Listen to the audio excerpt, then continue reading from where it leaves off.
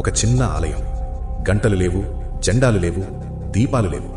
కాని ఆలయాన్ని చూసిన వారికి ఒకటే ఫీలింగ్, ఇక్కడేదో తప్పుగా ఉంది అని.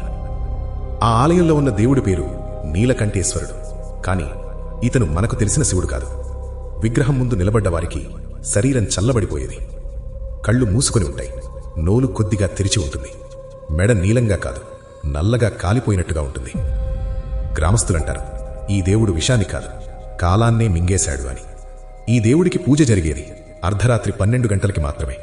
పూజకు వెళ్లే పూజారి ఒంటరిగా లోపలికి వెళ్తాడు, తలుపు లోపల నుంచి మూసుకుంటాడు. బయట వాళ్లకు వినిపించేది ఆ ఒక్కటే. కాని పూజ ముగిసిన తర్వాత పూజారి ఎప్పటికీ బయటకు రాడు.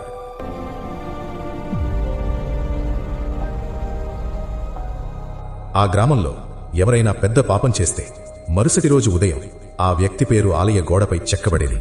రక్తం లేకుండా, చేతులు లేకుండా 7 రోజుల్లో ఆ వ్యక్తి కనిపించకుండా పోయేవాడు. శరీరం లేదు, చావు గుర్తులు లేవు, చరిత్రలో పేరు కూడా మిగలదు.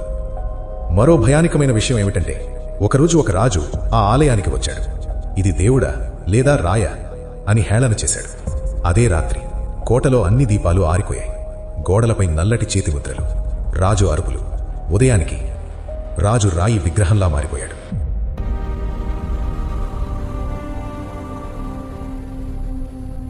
ఆ రోజు నుంచి ఆలయాన్ని మట్టితో పూడ్చేశారు, మ్యాపుల్లోంచి తీసేశారు. కాని తాంత్రికులంటారు, నీలకంఠేశ్వరుడు ఇంకా నిద్రలో ఉన్నాడు. ఎవరు ఆయన పేరును అర్ధరాత్రి శ్మశానంలో పిలిస్తే కాలం వెనక్కి తిరుగుతుంది, కాని పిలిచినవాడు మాత్రం తిరిగి రాడు. వీడియో నచ్చితే లైక్ చేయండి, మీ ఫ్రెండ్స్తో షేర్ చేయండి. ఇంకా ఇలాంటి మంచి వీడియోల కోసం మా ఛానల్ని సబ్స్క్రైబ్ అవ్వండి.